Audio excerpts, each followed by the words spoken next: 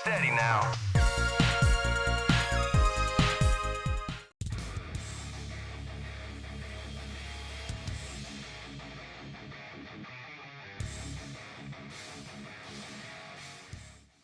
With the PlayStation being such a success, it was a fair bet that many companies would be bringing PC games to the hardware, but it raised an interesting dilemma.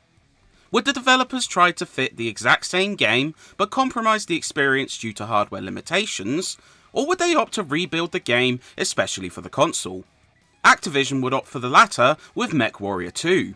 The lauded mech simulator would come to Sony's grey box in 1997, courtesy of Quantum Factory, and rather than attempt to ape its complicated sim aspects, the Arcade Combat Edition streamlines the experience to work on a controller and fit the mech-smashing action onto a single disc. While it's not perfect, there's quite a bit of fun packed into this shooter. Alpha Assault, this is HQ. What is your situation? Please comply.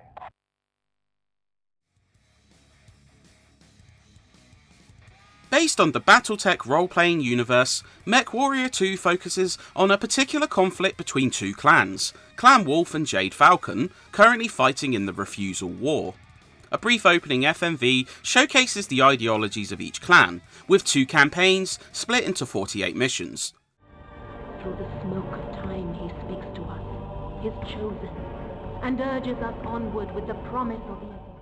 32 of them return from the PC, though many are truncated versions to quicken the pace, along with 16 brand new missions which were added for this version. Much of the campaign sees you either attacking enemy structures or defending your own, with many enemy mechs along the way to destroy.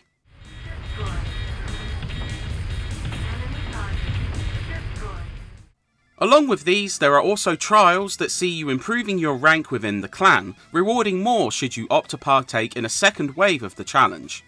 Outside of the campaigns, you can also start up an instant battle on each planet and jump into some grueling training exercises to hone your play.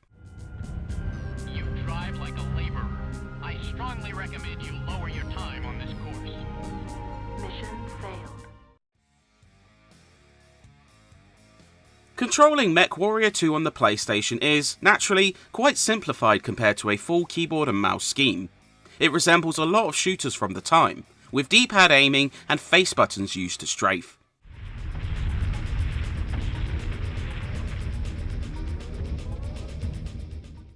There are several control presets available, with some adding further functions unavailable in the default scheme, including zoom, torso twisting, and recentering. It's definitely worth experimenting, as a couple of these functions feel like genuine game changers, which makes it a bit baffling as to why the default layout omits many of these. Movement feels pretty weighty, with each step landing heavily depending on the mech you select. You can also activate a jump jet on certain mechs, which proves handy for high-placed power-ups.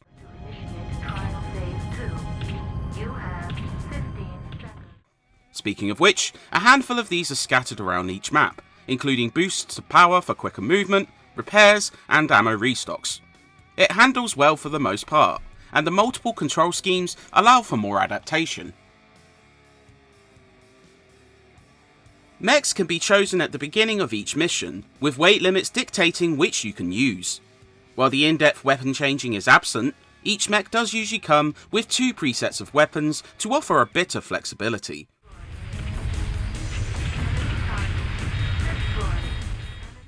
Mechs come equipped with lasers, rocket barrages, pulse fire, and other firearms, most often tied to either arm of the suit.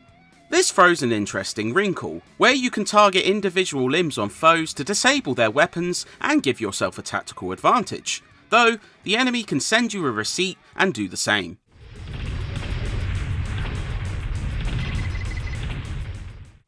You also have to contend with overheating, as firing too often can shut down your mech temporarily, seeing you blown up rather quick.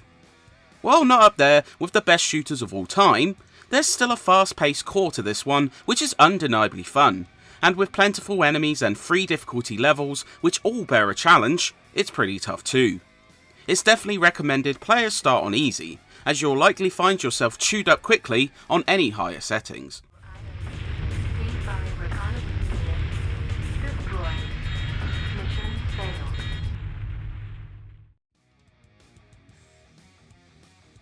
Mechwarrior 2 isn't the prettiest game the console would see, but it does have a couple of tricks up its sleeve.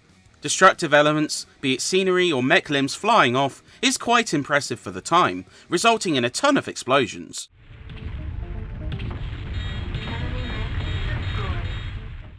The mech chassis also looks decent, adding to its immersive qualities.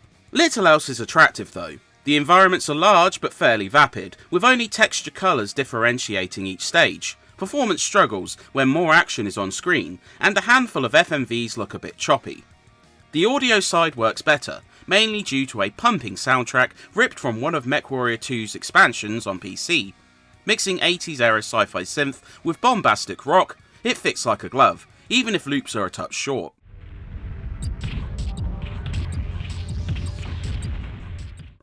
Explosions and gunfire are both potent, and voice clips do the job well enough. Mechwarrior 2 proves a success on Sony's console, as while it certainly doesn't recapture the depth of its PC counterpart, the intense and frenetic action is definitely enjoyable. It suffers from some issues in porting, mostly in terms of control quirks and lackluster visuals, but those seeking a no-frills, explosive action game should find that Quantum Factory's conversion will tick the boxes. It's a shame that it seemingly ended up being their only game, as you could tell the studio could have done even more if given the chance.